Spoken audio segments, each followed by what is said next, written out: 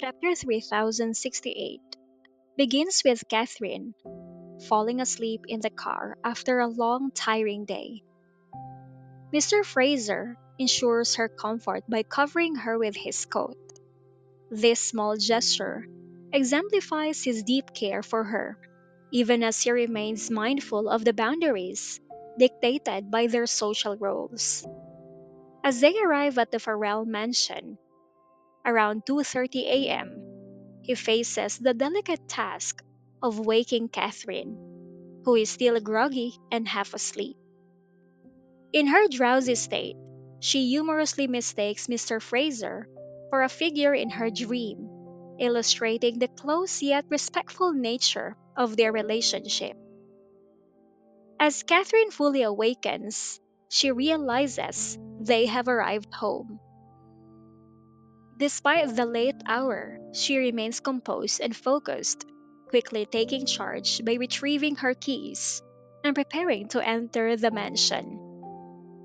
She recognizes the lateness of the hour and decides not to disturb anyone inside, showing her consideration for others.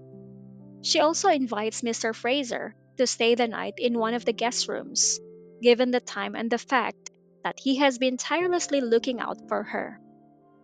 However, he hesitates, concerned about the implications of staying overnight at the mansion.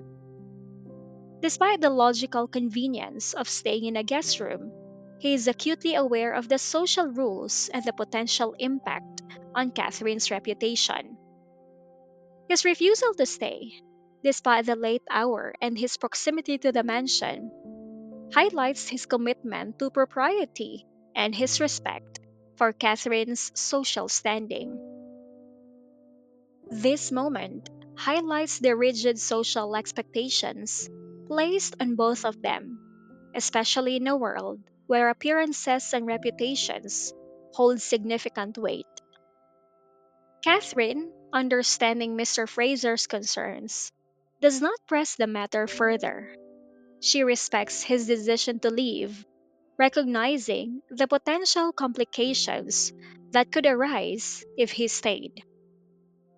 She expresses her appreciation for his dedication and wishes him a good night, while he insists on ensuring she safely enters the house before he departs.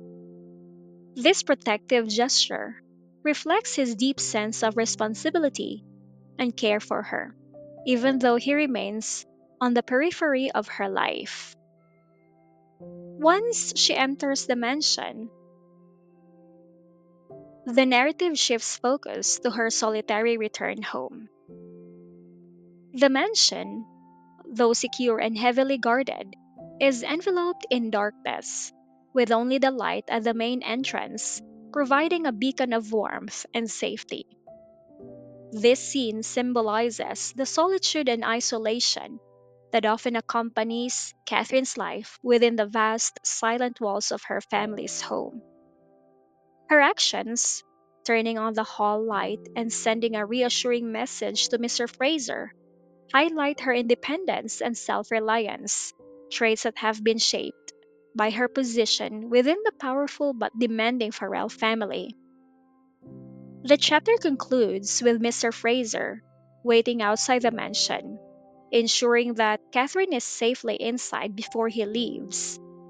His departure, only after confirming her safety, reaffirms his role as a guardian figure in her life, one who is deeply committed to her well being, yet always mindful of the boundaries that define their relationship.